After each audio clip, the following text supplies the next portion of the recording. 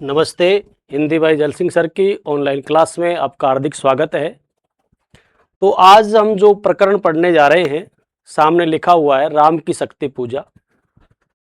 ये RPSC first grade भर्ती परीक्षा के लिए जो हमारी कुछ रचनाएं जोड़ी गई हैं, उन रचनाओं में से एक रचना है निराला की राम की शक्ति पूजा। जैसा कि लिखा हुआ है, ये निराला के जो अनामिका जो काव्य संग्रह है उससे एक कविता ली गई है, राम की शक्ति पूजा। ये एक लंबी कविता है जो निराला जी ने 1936 में लिखी थी और इसमें 312 पंक्तियां हैं। बहुत अच्छा प्रकरण है। वैसे भी नवरात्र चल रहे हैं। निराला ने इस रचना के अंदर भगवान राम शक्ति की पूजा करते हैं, तो हम भी अच्छा समय है कि किस तरह से भगवान राम ने माँ काली की पूजा की, महाकाली की, तो पढ़ेंगे तो इसका शुभ फल हमें भी प्राप्त होगा। एक अच्छा अवसर है।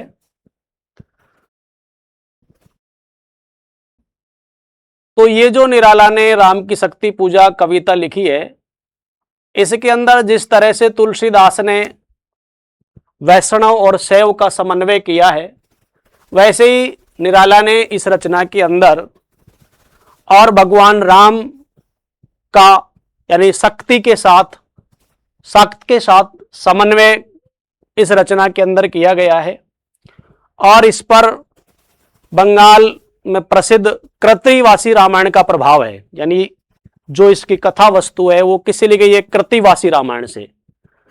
आपने ये अच्छी तरह आप जानते हो कि जो निराला हैं उनका बचपन और यौवन महिषादल राज्य जो पश्चिम बंगाल में आता है वहां व्यतीत हुआ।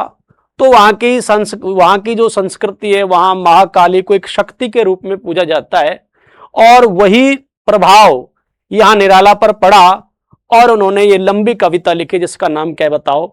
राम की शक्ति पूजा। तो चलो देखते हैं कि रवि हुआ अस्त ज्योति के पत्र पर लिखा अमर, रह गया राम रावण का अपराज्य समर। आज का तीक्ष्ण सर विधृत क्षिप्र कर वेग प्रखर, शतशैल संवरणशील नील लब गर्जित स्वर। प्रतिपल परिवर्तित व्यू वेद कौशल समूह, राक्षस विरुद्ध प्रत्यु क्रुद्ध कपे विषम हु। तो इसके अंदर यानी ये जो पद्यांश है, इसके अंदर निराला ने राम और रावण के मध्य जो युद्ध हुआ था, जिसमें किसी की भी विजय प्राप्त नहीं हुई, उस युद्ध का चित्रण इस पद्यांश के अंदर किया गया है। पहले इसके हम कठिन शब्द देखेंगे कि रवि हुआ अस्त ज्योति के पत्र पर लिखा अमर रह गया राम रावण का अपराजय। यानी किसी की भी इसमें पराजय नहीं हुई, अनिर्णित यह युद्ध रहा है, इसलिए इसे क्या कहा गया है? अपराजय समर। आज का तीक्ष्ण विधृत, यानी तीक्ष्ण का मतलब होता है तेज और सरमानी होता है तेर। क्षिप्रकर यानी कर्मणि क्या होता है? हाथ, यानी हाथों से उनको क्या बताओ? तेज प्रखर रूप से, यानी वेग प्रखर, यानी हाथों से तेज गति के साथ, और उन तीरों का वेग बड़ा क्या था बताओ? प्रखर था। शतशैल संवरणशील, यानी सैकड़ों भालों को सहन करने वाला। ये शतशैल संवरणशील का मतलब क्या होगा? सैकड़ों भालों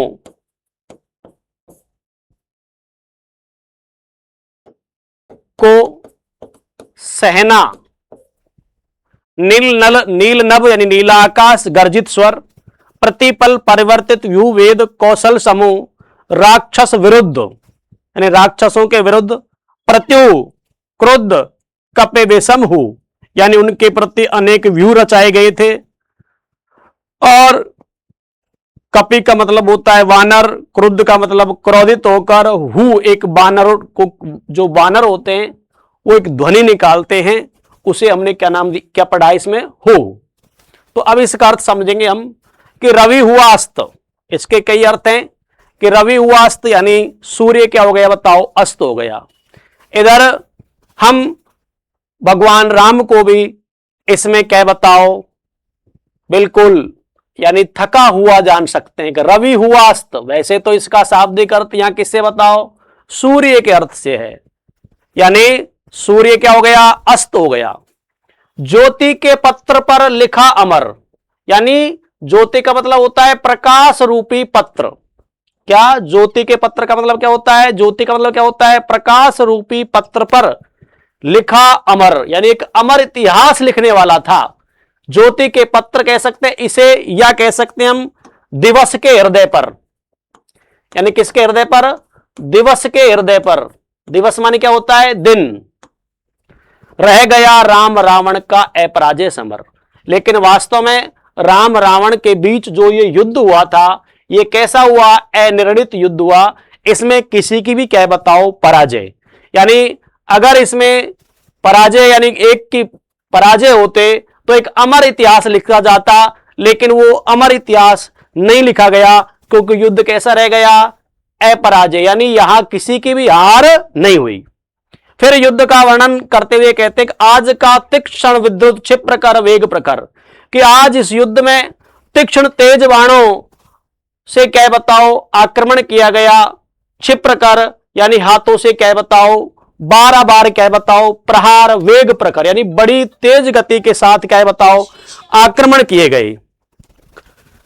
सतशैल समरणशील, अर्थात सैकड़ों भाले का, इसमें सैकड़ों भालों का आक्रमण किया गया था, लेकिन उन भालों को भी क्या बताओ उन्होंने सहन कर लिया, झेल लिया। नील नभ व नीला आकाश और गर्जित स्वर, यानी उन वीर सैनिकों की ध्वनि से सारा आकाश है वो क्या बताओ उनकी गर्ज यानी ध्वनि, उनकी गर्जना आकाश में सुनाई देती है। प्रतिपल परिवर्तित, यानी प्रत्येक पल बदलता रहा, परिवर्तित हो रहा था। व्यू भेद, यानी युद्ध के अंदर अनेक प्रकार की व्यू रचनाएं की जाती हैं जो समय के हिसाब से प्रतिपल क्या बताओ बदलती रही। कौशल समूह, और यानी युद्ध के अनेक कौशलों का इसमें प्रयोग किया गया था, युद्ध कौशल दिखाए गए थे। राक्षस विरुद्ध प्रत्यु, यानी राक्षसों के विरुद्ध राम ने अनेक प्रकार के बताओ क्या बताओ व्यूह किए। क्रुद्ध कपे विषम हूं, और जो वानर हैं वो क्रोधित होकर और अनेक प्रकार की क्या बताओ ध्वनि निकालते। अर्थात इतना युद्ध होने के बाद भी यह युद्ध कैसा रहा, अपराजय, अनिर्णित युद्ध रहा, इसमें किसी की भी विजय प्राप्त नहीं हुई। आगे हम चलते हैं।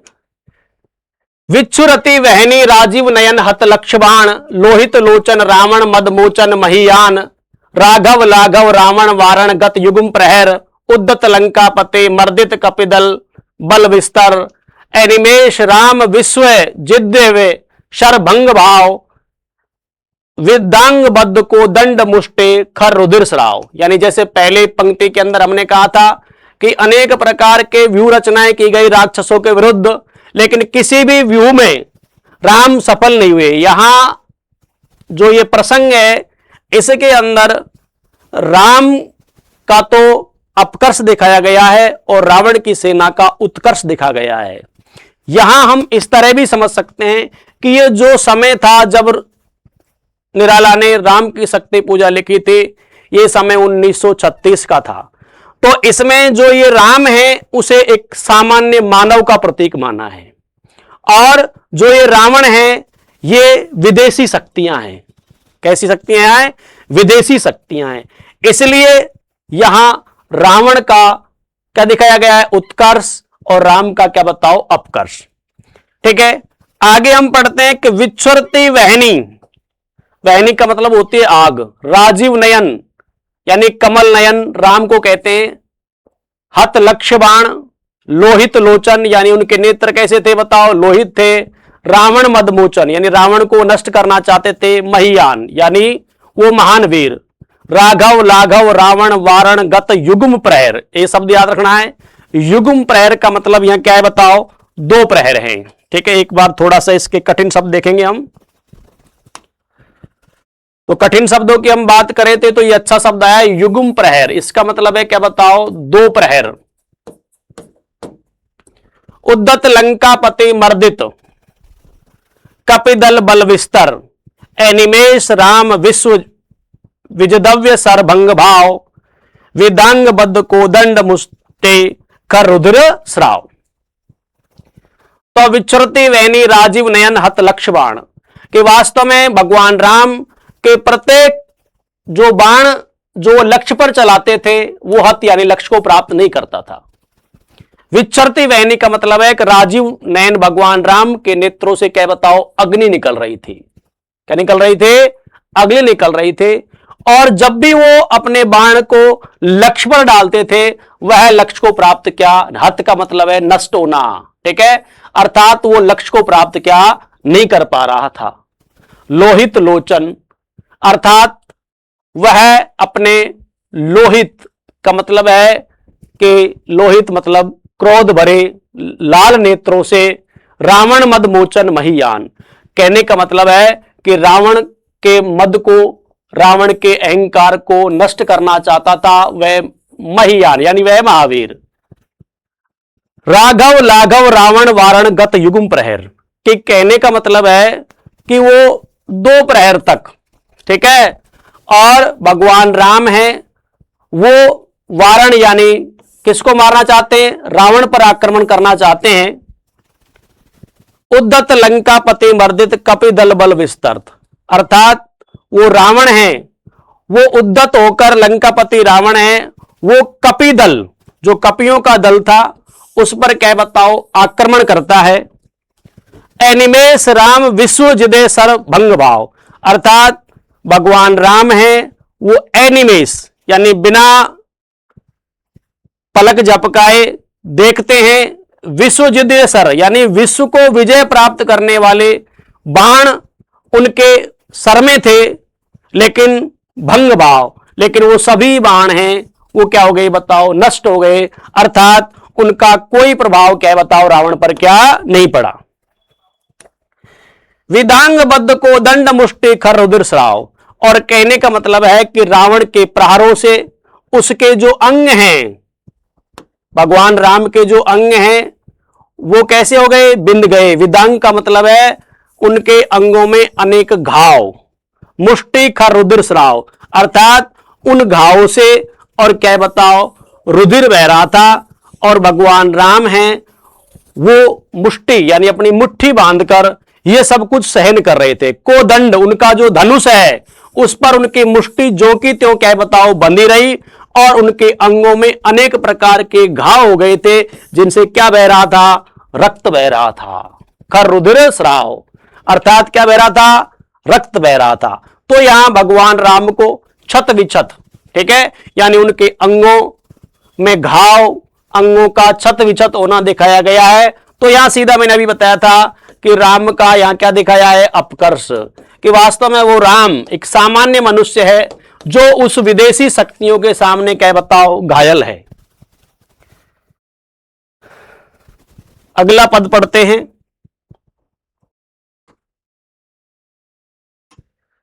रावण प्रहार दुर्वार विकल वानर दलबल, मूर्छित सुग्रीव अंगद भीषण गवाक्ष गैनल, वारित सौमित्र भल्लपति अगणित मल्लरोध, गर्जित प्रलयाब्द क्षुब्ध हनुमत केवल प्रबोध, उदगीर्ति वहनी भीम पर्वत कपि चतुर पहर, जानकी भीरु और आशा भर रावण संबर।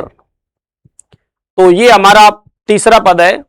वही राम रावण युद्ध का यहां चित्रण किया गया है कि रावण प्रहार दुर्वार विकल वानर दल बल, कि रावण के प्रहार से जो भी वानरों का दल था वो उनके आक्रमण से क्या हो गया बताओ, विकल व्याकुल हो गया। यानी रावण के जो प्रहार थे उनसे वानर दल बिल्कुल क्या हो गया था, विकल हो गया था।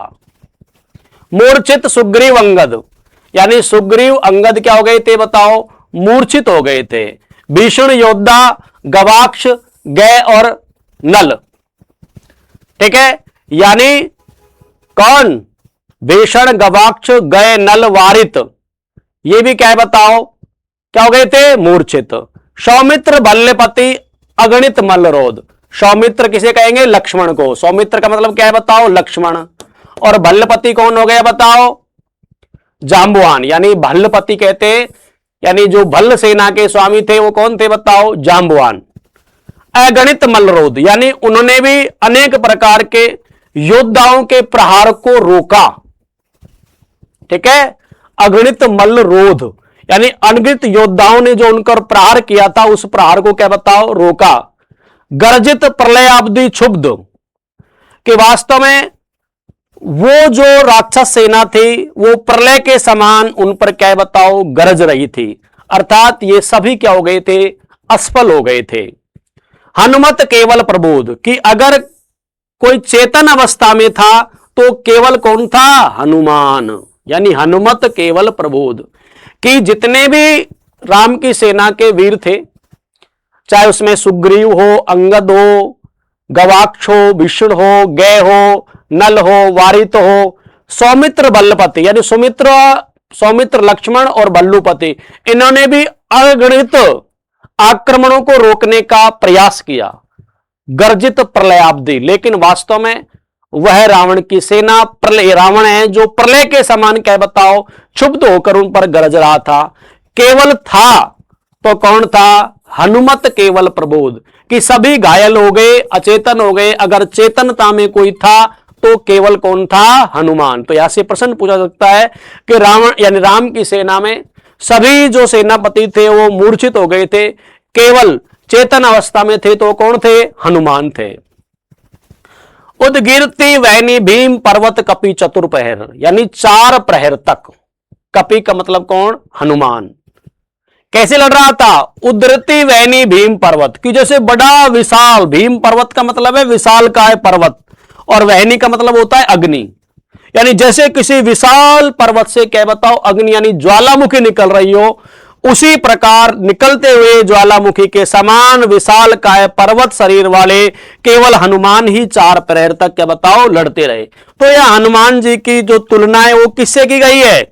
वहनी भीम पर्वत उदगिरती, यानी जिस प्रकार से विशाल पर्वत के मुख से क्या निकलता है बताओ? ज्वालामुखी निकलता है, उसी प्रकार हनुमान जी के मुख से क्या बताओ? क्रोध रूपी अग्नि निकल रही थे, और वही 4 प्रहर तक केवल क्या करते रहे बताओ? युद्ध। तो आपसे पूछा जाएगा कि हनुमान कितने प्रहर तक युद्ध करता रहा, तो आपका उत्तर होगा क्या बताओ? चतु का मतलब होता है 4 प्रहर। जानकी भीरु और आशा बर रावण संबर, अर्थात कहने का मतलब है कि जानकी यानी सीता, भीरु और आशा बर रावण संबर, कि भगवान राम और आशा बर, यानी किसके हृदय में जानकी के मिलने की आशा? तो राम के हृदय, यानी ये उर किसका है? राम का हृदय, यानी राम के हृदय में केवल हनुमान ही थे जो सीता के प्राप्ति की आशा लिए हुए थे। ठीक है, यानी जानकी भीरु और आशा, यानी जानकी के लिए भगवान राम जो भयभीत हो गए थे, अब हनुमान जी को देखकर जरूर उनके हृदय में क्या बताओ? आशा है, यानी रावण संबर, अर्थात रावण के पास जो जानकी थी, अगर वो जानकी कहीं मिल सकती है तो यानी हनुमान के इस तरह के युद्ध से भगवान राम के हृदय में थोड़ी क्या बची थी? आशा या उम्मीद बची हुई थी, जो आशा को जीवित कर रहा था। तो केवल कौन? हनुमान। लौटे युगदल राक्षस पदतल पृथ्वी टलमल, विंद महुल्लास से बार बार आकाश विकल, वानर वाहिनी खिन्न, लख निजपति चरण चिन्ह, चल रही शिविर की ओर स्थिर दल जो विभिन्न, प्रशमित है वातावरण, नमित मुख सांदे कमल, लक्ष्मण चिंता पल, पीछे वानर वीर सकल। ठीक है, तो लौटे युगदल राक्षस पदतल पृथ्वी टलमल, बिंद महुल्लास से बार बार आकाश विकल। तो इस प्रकार संध्या का समय हो गया, तो दोनों दल यानी राम और रावण की दोनों सेनाएं लौटे युगदल, यानी दोनों के क्या बताओ? दल युद्ध भूमि से लौट रहे थे। राक्षस पदतल पृथ्वी टलमल, और राक्षसों के पैरों से, किसे? राक्षस पदतल, यानी राक्षसों की जो सेना थे उनके पैर से पृथ्वी क्या बताओ? टलमल, यानी कांप रही थी, हिल रही थी। बिंद महुल्लास, और उनके विजय का जो उल्लास था, से बार बार आकाश विकल, यानी बार बार उसकी ध्वनि क्या है बताओ, आकाश में बड़े विकराल रूप से सुनाई दे रही थी। किसकी ध्वनि? आपसे पूछा जाएगा, राक्षस सेना यानी रावण की सेना। वानर वाहिनी खिन्न, अर्थात दुखी सेना किसकी थी? वानर वाहिनी, यानी राम की जो सेना थे वानर वाहिनी, वो क्या थी बताओ? खिन्न थे, दुखी थे। क्योंकि मैंने आपको बताया था कि यहां राम की क्या है बताओ, राम की जो वीरता है उसका क्या दिखाया गया है? अपकर्ष दिखाया गया है। विजय किसकी दिखा रहे हैं? रावण की। तो आज जब रावण की विजय है तो रावण की सेना तो का ध्वनि तो क्या बताओ, पूरे आकाश में दिखाई दे रही है। वानर वाहिनी क्या है बताओ? खिन्न है। लख निज पति चरण चिन्ह, अर्थात अपने स्वामी के चरणों को देखते हुए आगे बढ़ रही हैं, यानी भगवान राम के जो चरण हैं उन पर उनका ध्यान है, उनको देखकर चल रहे शिविर की ओर। कहां? जहां सेना रुकती है, शाम के समय रुकती है, उस शिविर की ओर वह सेना चल रही है। स्थाविर दल जो भिन्न, स्थाविर का ध्यान रखना। स्थाविर का मतलब होता है जो बौद्ध संत होते हैं, जिन्हें हम बौद्ध भिक्षु कहते हैं, कि जैसे कोई बौद्ध भिक्षुओं का दल लौट रहा हो, बिल्कुल शांत। इसलिए स्थाविर दल यानी किसका दल? बौद्ध भिक्षुओं के दल के समान। जो उपमा अलंकार है कि ऐसे लौट रहे कि मानो जैसे क्या बताओ, बौद्ध भिक्षुओं का दल लौटता है। वो वृद्ध होते हैं और वो वृद्ध व्यक्ति बड़े शांत आगे बढ़ते हैं। तो ऐसी ऐसाए यहां राम की सेना को दिखाया गया है। प्रशमित है वातावरण, बिल्कुल वातावरण है वो बिल्कुल कैसा है? शांत। नमित मुख सांदे कमल, अर्थात वास्तव में इस समय भगवान यानी वो जो उनका मुख है वो कैसा है? सांदे कमल, यानी संध्या के समय जैसे कमल मुरझा जाता है, ऐसे ही राम की सेना है उसके सभी का क्या बताओ, मुख क्या बताओ, मुरझाया हुआ था। शांदे कमल यानी कमल का जो फूल होता है वो संध्या के समय जिस तरह से मुरझा जाता है, ऐसे ही वानर सेना के प्रत्येक वीर का मुख क्या बताओ, मुरझाया हुआ था। लक्ष्मण चिंता, यानी लक्ष्मण किसमें डूबे हुए थे? चिंता में डूबे हुए थे। पल पीछे वानर वीर सकल, और उनके पीछे सारे वीर वानर सेना आ रही थी। तो बहुत ही युद्ध का इसमें चित्रण किया गया है। आगे हम चलेंगे।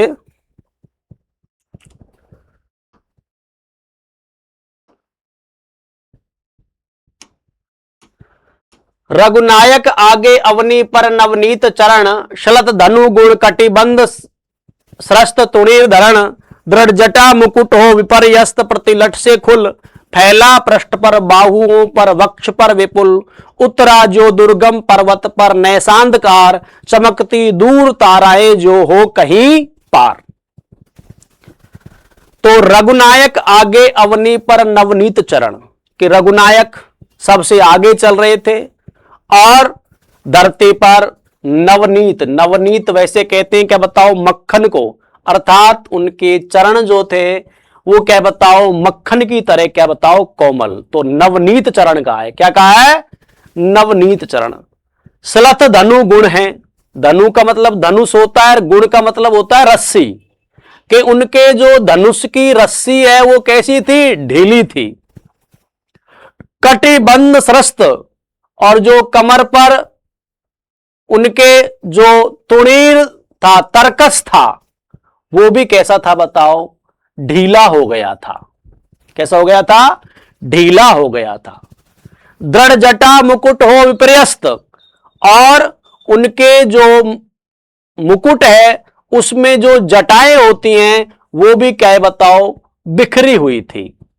प्रत्येक लट से खुल, अर्थात वो जटाएं उनकी क्या बताओ? बिखरी हुई थी। यानी प्रत्येक बाल की जो लट है, जो जटाएं हैं वो कैसी थी बताओ? बिखरी हुई थी। पहला पृष्ठ पर जो उनकी पीठ पर फैली हुई थी, बाहुओं पर, भुजाओं पर, और वक्ष का मतलब होता है वक्ष स्थल पर विपुल, यानी वो जटाएं उनकी पीठ पर, बाहुओं पर और वक्ष स्थल पर क्या बताओ? बिखरी हुई थी। ठीक है, हां। उतरा जो दुर्गम पर्वत पर नैसा अंधकार, और वो बिखरी हुई जटा ऐसे दिखाई देती हैं जैसे किसी दुर्गम पहाड़ पर अंधकार फैल रहा हो। तो ये नैसा अंधकार किसे कहा है? राम की जटाओं को। ठीक है, कि राम की जटाएं उनके हृदय पर, उनके शरीर पर ऐसे दिखाई देती हैं जैसे किसी पर्वत पर क्या फैला हो? अंधकार। जो इसलिए कौन सा अलंकार है? यहां उत्प्रेक्षा। कौन सा अलंकार है? उत्प्रेक्षा।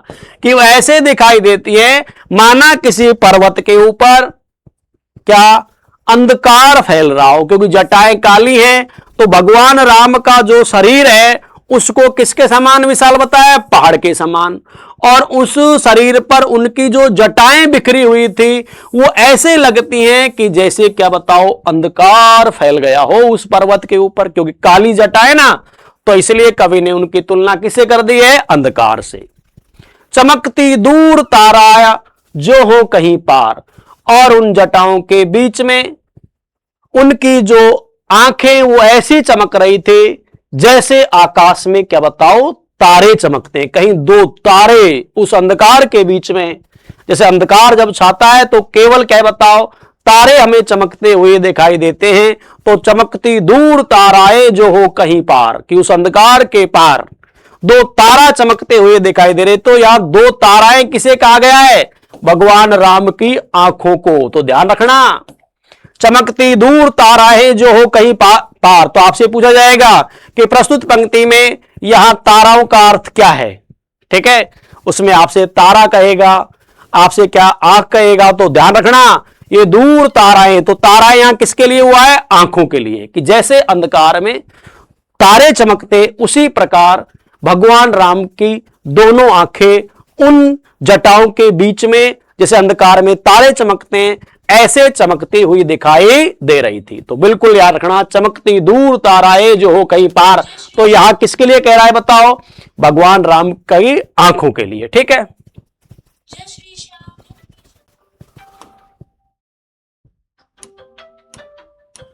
आए सब शिविर सानु पर पर्वत के मंथर, सुग्रीव विभीषण जामवान आदिक वानर।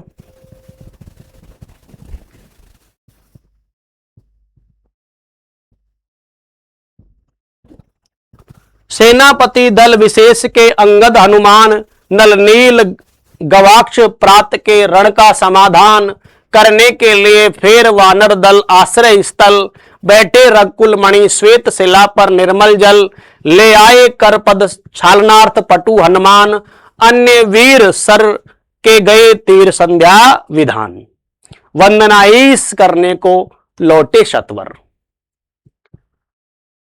तो ये हमारा पद है, इसके अंदर भगवान राम हैं, वो बैठे हुए हैं अपने दल के साथ, और जो सब वीर हैं वो किस प्रकार, हाँ, जो संध्या के जो कार्यक्रम होते उनको करके क्या बताओ लौट आए। तो आए सब शिविर, यानी सब उस शिविर में आ गए। सानु पर पर्वत के, यानी पर्वत की कहां? चोटी पर। वैसे ये जो पर्वत है ये सुबेल पर्वत का वर्णन यहां हो रहा है, लेकिन सानु का अर्थ यहां किससे लगाएंगे हम? चोटी से। सानु का अर्थ किससे भैया?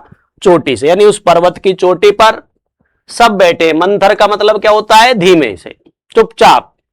सुग्रीव विभीषण जामवान आदिक वानर के, कौन कौन से वानर है वहां? सुग्रीव है, विभीषण है, और क्या बताओ? जामवान। सेनापति दल विशेष के, यानी जो दल विशेष के क्या बताओ? सेनापति कौन? अंगद, हनुमान, नल, नील, गवाक्ष, प्रात के रण का समाधान। यानी ये संध्या के समय बैठकर प्रात यानी अगले दिन किस तरह युद्ध करना है उसके समाधान के लिए यहां आ बैठे। प्रात के रण का समाधान के युद्ध के बाद रोज शाम को ये जितने भी सेनापति हैं ये भगवान राम के पास आते हैं और कल के युद्ध के बारे में यहां अपने अपने विचार रखते हैं और भगवान राम से क्या आज्ञा लेते हैं। तो प्रात के रण का समाधान यानी सुबह जो युद्ध करना है उसके बारे में हाँ चर्चा करने के लिए या उस युद्ध के बारे में रणनीति बनाने के लिए यहां आए। करने के लिए फिर वानर दल आश्रय स्थल, और सारे वानर जो दल है वो अपने अपने कहां बताओ आश्रय स्थल चला गया। बैठे रकुल मणि श्वेत शिला पर, रकुल मणि भगवान राम एक क्या बताओ सफेद शिला पर चट्टान पर बैठे हुए थे। हाँ, निर्मल जल लेकर आए पद छानार्थ पटु हनुमान, यानी पटु का मतलब चतुर हनुमान भगवान राम के हाथ पैर धुलाने के लिए, और उस समय क्या है निर्मल जल लेकर आए। क्या लेकर आए? निर्मल जल, क्योंकि भगवान राम के सेवक है हनुमान, तो यहां दास्य भाव की भक्ति है, तो इसलिए दिखाया गया है कि पटु हनुमान, पटु का मतलब है चतुर या हनुमान जी भगवान राम के कर का मतलब हाथ, पद का मतलब पैर, हाथ पैर धुलाने के लिए क्या बताओ निर्मल जल लेकर आए। ठीक है, आगे लिखा हुआ है कि अन्य वीर सर के गए तीर संध्या विधान, और अन्य वीर हैं वो सरोवर यानी जो समुद्र था उसके तट पर संध्या विधान के लिए गए हैं। वंदना ईश की करने को लौटे सत्वर, और यानी अपने ईश की इष्ट की प्रार्थना करके और वो सारे वहां से क्या बताओ लौट आए। सब घेरे राम को बैठे आज्ञा को तत्पर, पीछे लक्ष्मण सामने विभीषण बल्लधेर, सुग्रीव प्रांत पर पाद पदम के महावीर, यूथपति अन्य जो यथा स्थान हो विनिमेश, देखते राम का जित सरोज मुख श्याम देश, है अमानिशा उगलता गगन घन अंधकार, खो रहा दिशा का ज्ञान स्तब्ध है पवन चार, अप्रतिहत गरज रहा पीछे अंबुदे विशाल, भूधर जो ध्यान मग्न केवल जलते मसाल। ठीक है, तो सब घेरे राम को बैठे आज्ञा को तत्पर, यानी सब भगवान राम के को घेर कर बैठे हैं भगवान राम की आज्ञा के लिए। पीछे लक्ष्मण है, सामने विभीषण है, भल्लधीर यानी जामवान, सुग्रीव हैं दाएं बाएं, प्रांत पर पाद पद्म के महावीर, और भगवान राम के चरणों में कौन बैठे हुए हैं महावीर, यानी कौन हनुमान, यानी हनुमान जी का है भगवान राम के चरणों में। यूथपति अन्य जो यथा स्थान हो विनिमेश, और जितने भी योद्धा थे वो सब यथा स्थान क्या बताओ बैठे हुए थे। देखते राम का जित सरोज मुख श्याम देश, यानी वो राम के मुख को देख रहे हैं, और वो कौन सा मुख है, जो कहने का मतलब भगवान राम का जो श्याम मुख है वो सरोज को भी कमल को भी जीतने वाला है। ठीक है, तो लिखा हुआ ना देखते राम का जित सरोज मुख श्याम देश, कि वास्तव में भगवान राम का जो श्याम मुख है वो सरोज के सौंदर्य को भी क्या बताओ जीतने वाला है। ठीक है, तो यहां तक आपको ध्यान रखना है कि जित सरोज मुख श्याम, क्या कि वास्तव में भगवान राम का जो श्याम मुख है वो कमल के सौंदर्य, सरोज का मतलब क्या होता है कमल के सौंदर्य को भी क्या बताओ जीतने वाला है। देश है अमानिशा, और यानी उस दिन क्या थी अमानिशा यानी अमावस्या है। क्या है बताओ अमावस्या है। उगलता गगन घन अंधकार, और वास्तव में आकाश है वो घना अंधकार क्या बताओ उगल रहा है। अमानिशा है तो यानी अमानिशा यानी अमावस्या हो गई, तो आकाश में क्या होगा घना अंधकार होगा। खो रहा दिशा का ज्ञान, आकाश में अंधकार इतना है कि व्यक्ति उस अंधकार में दिशाओं का ज्ञान भी नहीं कर पाता, अर्थात उसे दिशाओं का ज्ञान भी नहीं हो पाता। स्तब्ध है पवन चार, अर्थात वह वायु है वो भी बिल्कुल क्या है बताओ शांत है। पवन चार यानी वास्तव में जो वायु है वो भी क्या है बताओ सुंदर वायु है, वो भी क्या है शीतल वायु है, वो भी क्या है बताओ शांत है। अप्रतिहत गरज रहा पीछे अंबुदे विशाल, और उस जहां जिस स्थान पर वो बैठे हुए हैं उस स्थान के पीछे अप्रति होकर गरज रहा है कौन अंबुदे यानी विशाल समुद्र। कौन गरज रहा है विशाल समुद्र गरज रहा है। भूधर जो ध्यान मग्न केवल जलती मसान, जैसे वास्तव में वो विशाल पर्वत हो, जैसे वो क्या हो बताओ, ध्यान मग्न। भूधर का मतलब क्या होता है, ध्यान मग्न। यानी वास्तव में उस समय वो पर्वत ऐसा लगता है जैसे किसी क्या बताओ ध्यान में मग्न हो, केवल जलती मसाल। और उस समय क्या है, केवल क्या बताओ जलती हुई मसाल क्या दिख रही थी। तो ये उस समय जहां भगवान राम बैठे थे वहां का चित्रण यहां निराला जी ने किया है। स्थिर राघवेंद्र को हिला रहा फिर संशय, रह रहे उठता जगजीवन में रावण जय भय।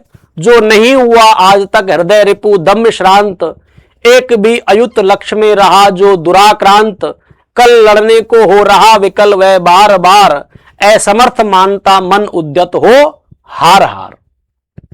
स्थिर राघवेंद्र यानी भगवान, राघवेंद्र का मतलब है यहां रघुकुल शिरोमणि भगवान क्या राम, जो हमेशा स्थिर रहते थे, यानी उन पर किसी भी संकट का कोई प्रभाव नहीं पड़ता था। लेकिन हिला रहा फिर संशय, लेकिन आज उनको एक संशय है जो बार बार क्या बताओ हिला रहा है, व्यथित कर रहा है।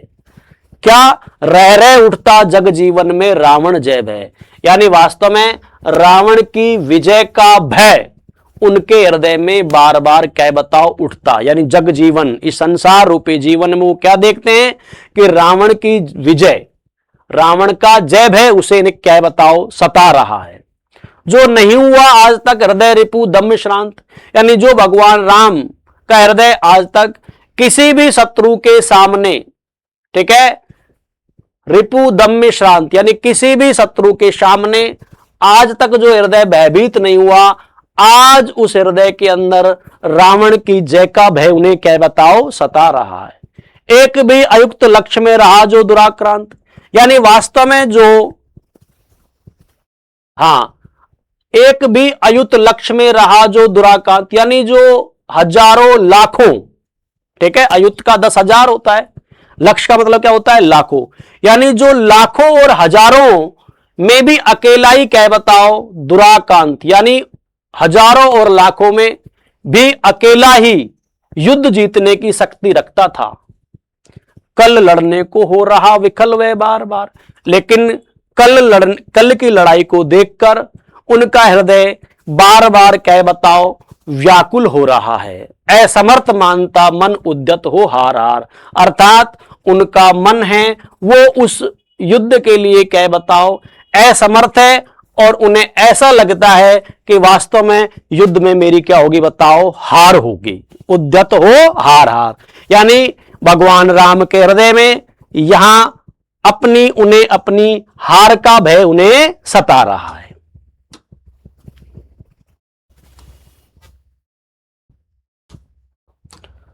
ऐसे क्षण अंधकार घन में जैसे विद्युत जागी पृथ्वी, तनिया कुमारी का छवि अच्युत। देखते हुए निष्पलक याद आया उपवन, विधेय का प्रथम स्नेह का लता अंतराल मिलन। नैनों का नैनों से गोपन प्रिय संभाषण, पलकों का नव पलकों पर प्रथम उत्थान पतन। कांपते हुए किसले झरते पराग समुदय, गाते खग नवजीवन परिचय। तरु मलय वलय ज्योति प्रपात स्वर्गीय, ज्ञात छवे प्रथम स्वेय। जान के नयन कमनीय प्रथम कंपन तुर्य। तो ऐसे क्षण अंधकार घन में जैसे विद्युत जागी पृथ्वी, तनिया कुमारी की छवि। तो ध्यान रखना कि इस अंधकार रूपी आकाश में जिस तरह से बिजली चमकती है, उसी तरह से भगवान राम के हृदय में पृथ्वी तनिया यानी सीता, पृथ्वी तनिया का अर्थ किससे है यहां सीता से, ठीक है, पृथ्वी तनिया का अर्थ हम किससे लगाएंगे सीता।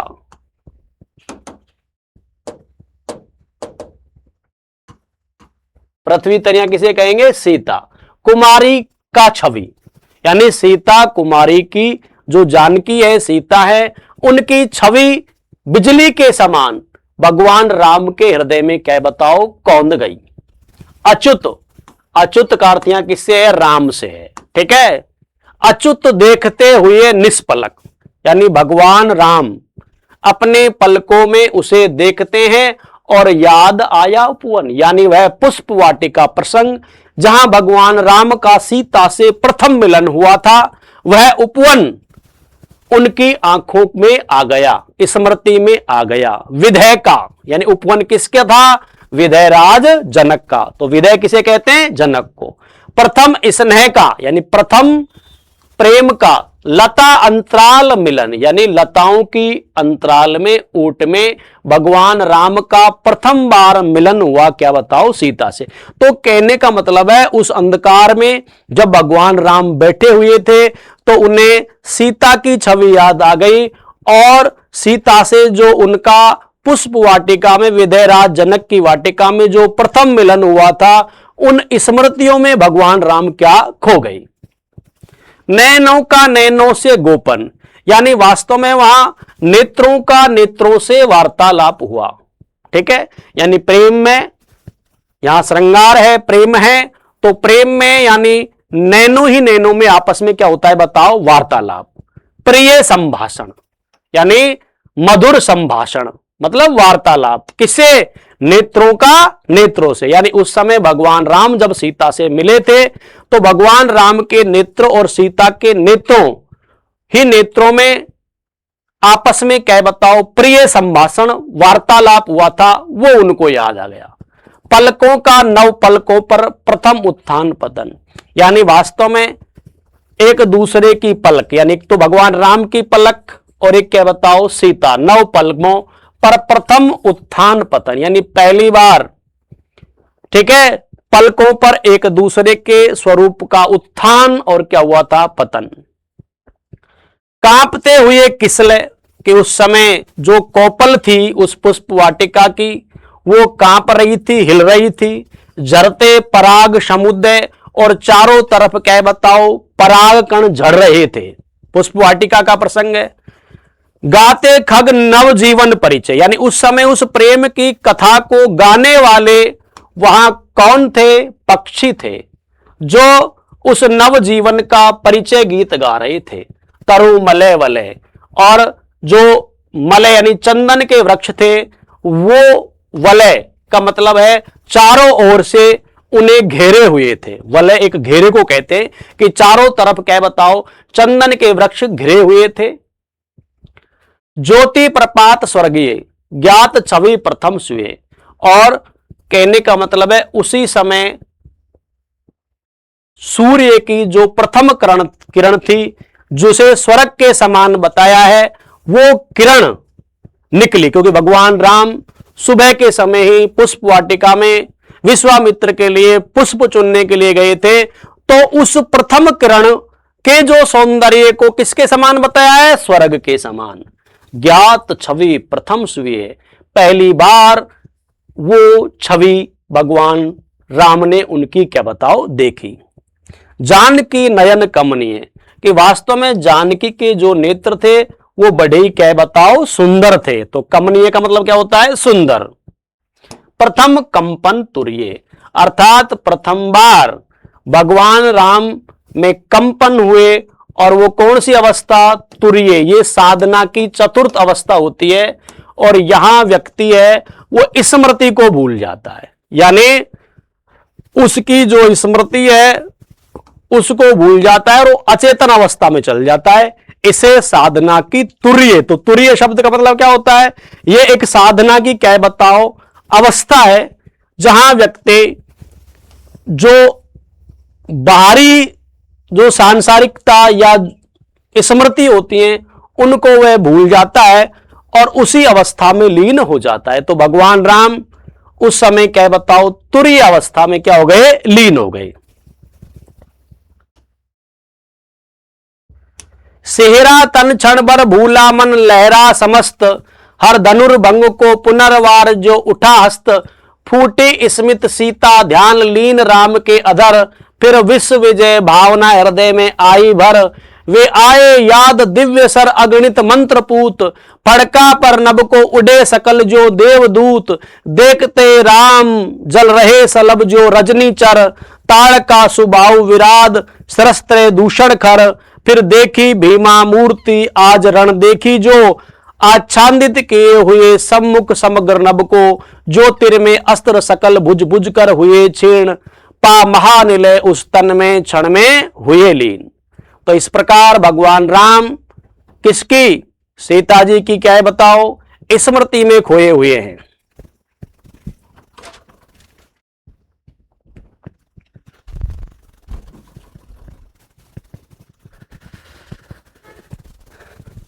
शिहरा तन क्षण भर भूला मन लहरा समस्त, हर धनुर्भंग को पुनर्वार जो उठास। तो मैं कह रहा था कि भगवान राम क्षण भर उस युद्ध भूमि को, दृश्य को देखकर सीता जी की क्या बताओ यादों में, और फिर यादों में रहते रहते उन्हें अपने सारे धनुष बाण याद आ गए, और उन धनुष बाण तीरों से कैसे उन्होंने सुबाहु, मारीच, खर, दोषण, त्रसरा आदि राक्षसों का वध किया। और इसको सोचते सोचते हुए फिर वह महाशक्ति रावण का वो विराट रूप उन्हें क्या बताओ याद आ गया, उसका चित्रण इसमें किया गया है। तो सेहरा तन क्षण भर भूला मन लहरा समस्त, कि वास्तव में उनका जो तन है वो शेहरा क्षण भर वो सब कुछ भूल गए, लहरा समस्त, और उन यादों में क्या बताओ खो गए।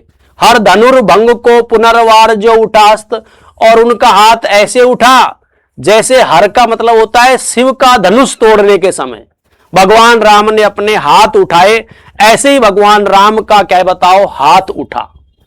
फोटे स्मित सीता ध्यान, और सीता का ध्यान आकर उनके होठों पर स्मित यानी मुस्कान, लीन राम के अधर यानी राम के होठ है वो उस मुस्कान में लीन हो गए। फिर विश्व विजय भावना हृदय में आई भर, फिर यानी उनके हृदय में विश्व को विजय करने की भावना क्या भर आई।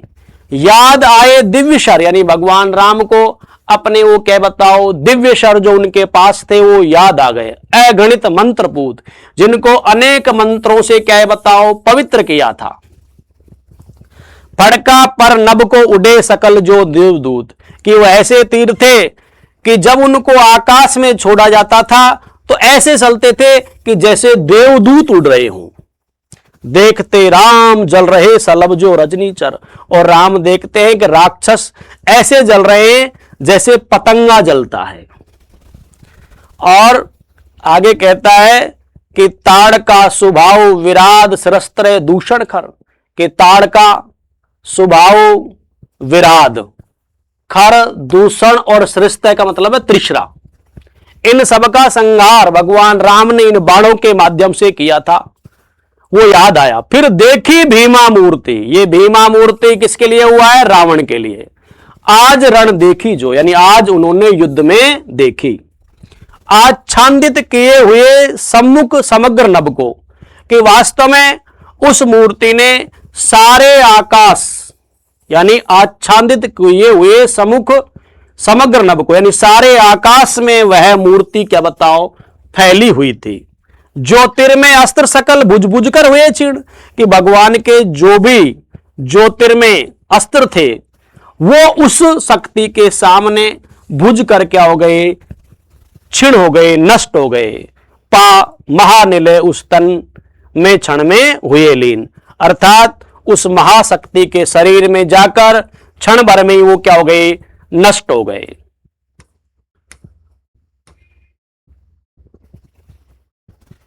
तो आगे हम नेक्स्ट क्लास में पढ़ेंगे।